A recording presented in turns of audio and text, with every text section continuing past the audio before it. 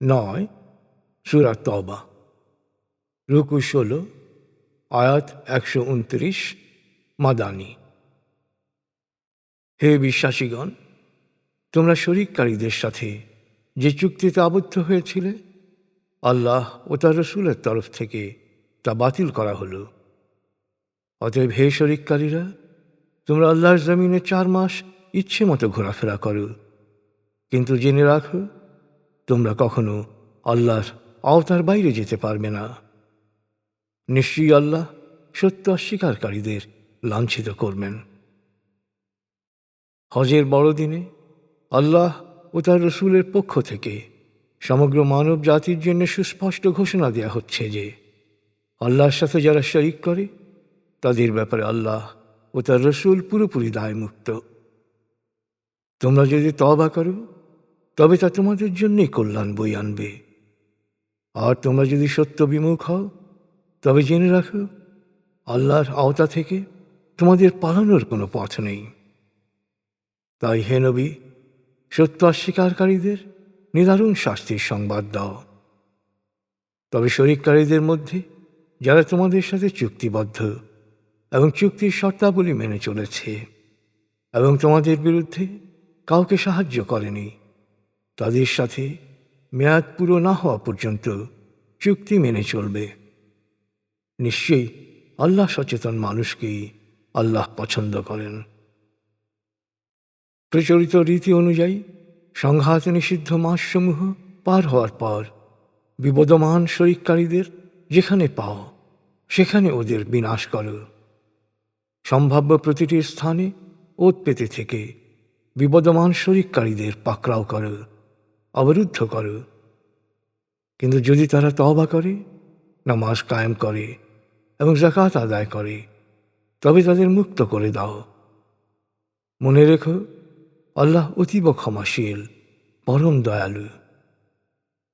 আর শরিককারীদের মধ্যে যদি কেউ নিরাপত্তা প্রার্থনা করে তোমার কাছে আল্লাহর বাণী শোনার জন্যে আসতে চায় তবে তাকে নিরাপত্তা দিয়ে কাছে আনো এবং সময় নিয়ে আল্লাহর বাণী শোনাও।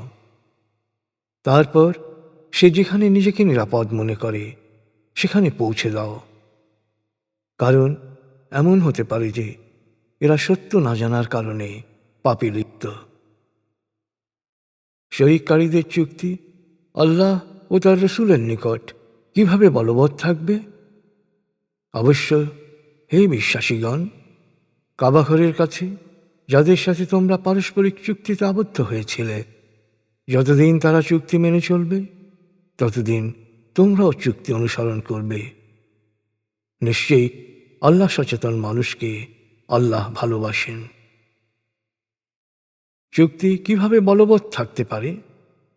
কারণ বিবদমান শরিককারীরা যদি তোমাদের উপর বিজয়ী হয় তবে আত্মীয়তার সম্পর্ক বা সম্পাদিত নিরাপত্তার চুক্তির কোনো মর্যাদা তারা রাখবে না। ওরা মিঠা বুলি দিয়ে তোমাদের সন্তুষ্ট করার চেষ্টা করে, কিন্তু অন্তরে পোষণ করে বিদ্বেষ। ওদের অধিকাংশই সত্যত্যাগী। ওরা ক্ষুদ্র স্বার্থের বিনিময়ে আল্লাহর বাণীকে পরিত্যাগ করেছে, আল্লাহর পথ থেকে দূরে সরে গেছে। নিঃসন্দেহে ওদের এ কাজ অতি নিকৃষ্ট। আসলে বিশ্বাসীদের সাথে আত্মীয়তা বা চুক্তির কোনো মর্যাদা এই সীমালঙ্ঘনকারীরা দেয় না। এরপরও যদি এরা ভুলের জন্য অনুতপ্ত হয়, তওবার মাধ্যমে সৎ পথে ফিরে আসে, নামাজ কায়েম করে এবং যাকাত আদায় করে, তবে তারা তোমাদের ধর্মীয় ভাই। আমি আমার বিধান বুদ্ধিমানদের জন্যে সবিস্তারে বয়ান করি। কিন্তু চুক্তি সম্পাদনের পরও যদি ওরা ওদের অঙ্গীকার ভঙ্গ করে এবং তোমাদের ধর্ম নিয়ে বিদ্রূপ করে, তাহলে সত্য অস্বীকারী নেতাদের বিরুদ্ধে লড়াই করো, যাতে ওরা তোমাদের আক্রমণ করা থেকে নিবৃত্ত হয়। এই বিশ্বাসীগণ, জেনে রাখো ওদের কাছে ওদের নিজস্ব অঙ্গীকারেরও কোনো মূল্য নেই। তোমরা কেন এমন শত্রু সম্প্রদায়ের বিরুদ্ধে লড়াই করবে না যারা নিজেদের প্রতিশ্রুতি ভঙ্গ করেছে, রসুলকে বিতাড়িত করার জন্যে সম্ভাব্য সব কিছু করেছে? ওরাই প্রথম তোমাদের বিরুদ্ধাচরণ করেছে, তোমাদের উপর জুলুম করেছে। তোমরা কি ওদের ভয় পাও? অথচ বিশ্বাসী হলে ভয় তো শুধু আল্লাহকেই পাওয়া উচিত। ওদের বিরুদ্ধে নির্দ্বিধায় লড়াই করে। তোমাদের হাত দিয়ে আল্লাহ ওদের শাস্তি দেবেন, ওদের অপদস্থ করবেন। আল্লাহ তোমাদের বিজয়ী করবেন, বিশ্বাসীদের চিত্তকে প্রশান্ত করবেন, ক্ষোভ ও ক্রোধ প্রশমিত করবেন এবং ওদের মধ্য থেকে যাকে ইচ্ছা তওবা করার তৌফিক দিয়ে ক্ষমা করবেন। আল্লাহ সর্বজ্ঞ প্রজ্ঞাময়। হে বিশ্বাসীগণ, তোমরা কি মনে করেছ তোমাদের পরীক্ষা ছাড়াই ছেড়ে দেয়া হবে? আল্লাহ অবশ্যই প্রত্যক্ষভাবে দেখবেন তোমরা কারা আল্লাহর পথে প্রাণান্ত সংগ্রাম করেছ এবং আল্লাহ তার রসূল ও বিশ্বাসীদের ছাড়া অন্য কাউকে মিত্র ও অভিভাবক রূপে গ্রহণ করনি। তোমরা যা করো আল্লাহ সে সম্পর্কে পুরোপুরি ওয়াকিবহাল। আল্লাহর সাথে যারা শরিক করে তারা এই শিরকের মাধ্যমে নিজেরাই সত্য অস্বীকার করছে। অতএব শরিককারীরা কখনোই মসজিদের রক্ষণাবেক্ষণকারী হতে পারে না। শিরক ওদের সব আমল বরবাদ করে দিয়েছে, জাহান্নামে থাকবে ওরা চিরকাল। অতএব যারা আল্লাহ ও পরকালে বিশ্বাস করে, নামাজ কায়েম করে, যাকাত আদায় করে এবং আল্লাহ ছাড়া আর কাউকে ভয় করে না, তারাই হবে আল্লাহর মসজিদের সংরক্ষক। এরাই সৎপথ পাওয়ার প্রত্যাশা করতে পারে। যারা হাজিদের পানি পান করায় আর কাবাঘরের রক্ষণাবেক্ষণ করে এবং যারা আল্লাহ ও পরকালে বিশ্বাস করে ও আল্লাহর পথে প্রাণান্ত সংগ্রামে লিপ্ত, এদের দুদলের পুণ্য কি সমান হতে পারে? কখনো নয়। আল্লাহর কাছে তারা কখনো সমান নয়। আসলে জালেমরা কখনো সৎপথ খুঁজে পায় না। যারা বিশ্বাস করেছে, যারা হিজরত করেছে, যারা জান মাল দিয়ে আল্লাহর পথে সংগ্রাম করেছে, তারাই প্রতিপালকের কাছে সর্বোচ্চ মর্যাদার অধিকারী, তারাই সফল কাম। তাদের প্রতিপালক তাদের উপর সন্তুষ্ট। তিনি তাদেরকে তার অপার করুণা ও জান্নাতের সুখবর দিচ্ছেন। সেখানে তারা থাকবে পরম সুখে, থাকবে চিরকাল। নিশ্চয়ই আল্লাহর কাছে রয়েছে মহাপুরস্কারের সকল উপকরণ। হে বিশ্বাসীগণ, তোমাদের পিতা ও ভাইয়েরা যদি বিশ্বাস অপেক্ষা সত্য অস্বীকারকেই অধিক শ্রেয় মনে করে, তবে ওদেরকে কখনোই মিত্র বা অভিভাবক হিসেবে গ্রহণ করো না। তোমাদের মধ্যে যারা ওদেরকে মিত্র বা অভিভাবক হিসেবে গ্রহণ করবে, তারা নিঃসন্দেহে জালেম।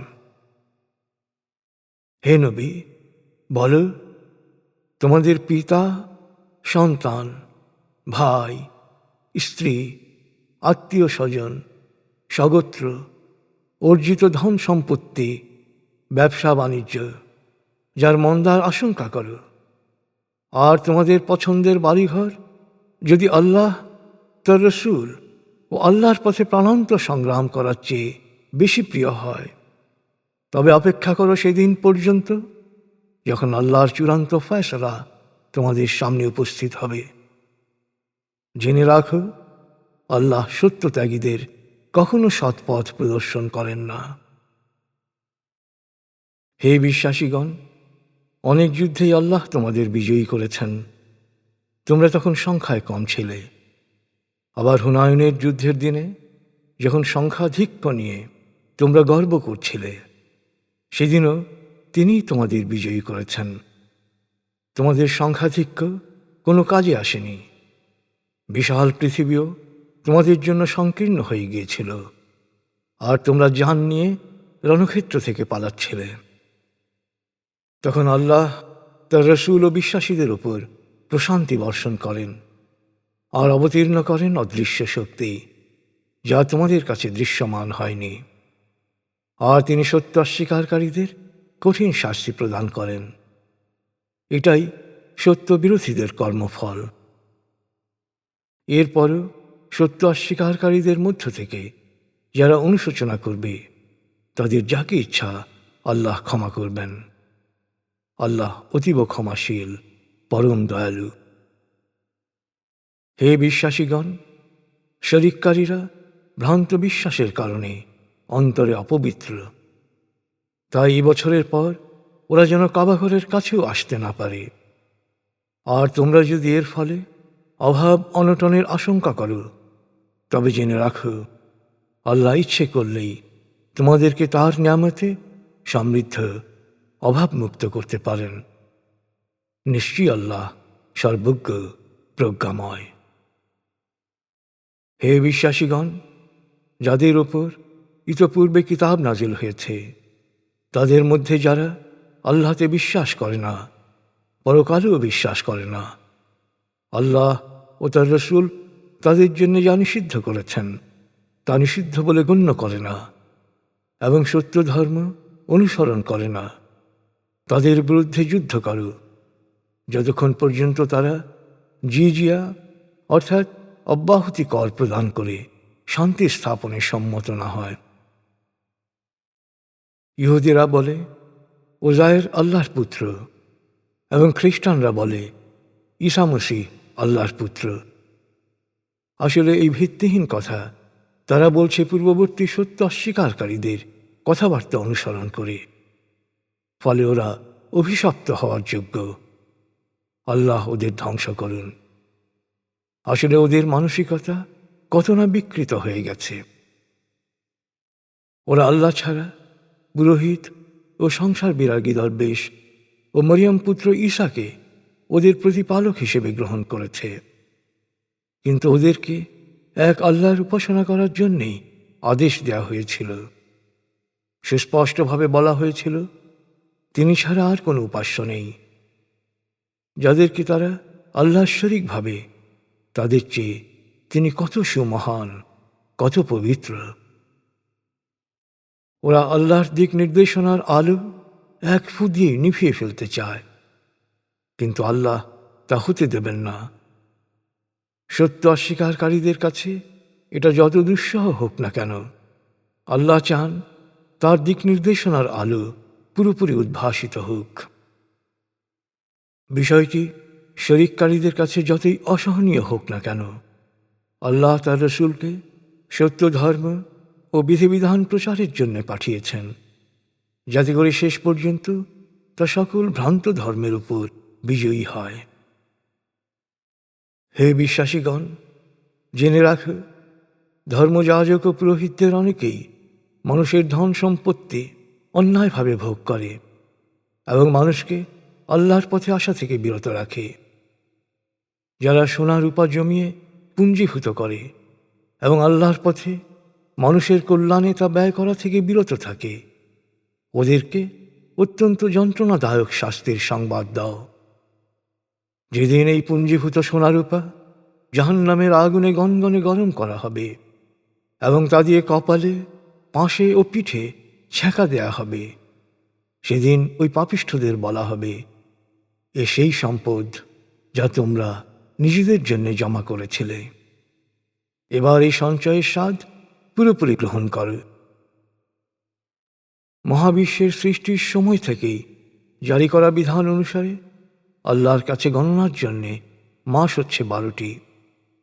এর মধ্যে 4টি মাস মুহররম, রজব, জিলকদ ও জিলহজ হিংসা সংঘাত নিষিদ্ধ মাস। এটি স্থায়ী বিধান। অতএব এর মধ্যে তোমরা নিজেদের উপর জুলুম করো না। আর শরিককারীরা যেভাবে একাট্টা হয়ে তোমাদের বিরুদ্ধে যুদ্ধ করে, তোমরাও সংঘবদ্ধভাবে ওদের বিরুদ্ধে সর্বাত্মক সংগ্রামে সর্বস্ব ত্যাগে প্রস্তুত থাকো।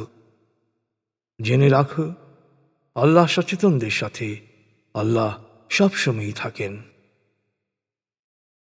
মাস পিছিয়ে দেয়া ওদের দিক থেকে সত্য অস্বীকার করার আরেকটি উদাহরণ। এই প্রক্রিয়ায় সত্য অস্বীকারীরা আরও বিভ্রান্তিতে নিমজ্জিত হয়।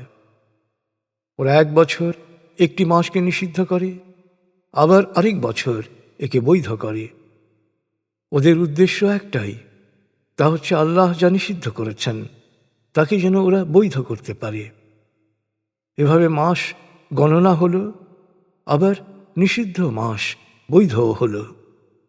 ওদের মন্দ কাজগুলো ওদের কাছে আকর্ষণীয় ও চাকচিক্যময় হয়ে ওঠে। আসলে আল্লাহ সত্য অস্বীকারীদের সৎ পথ প্রদর্শন করেন না।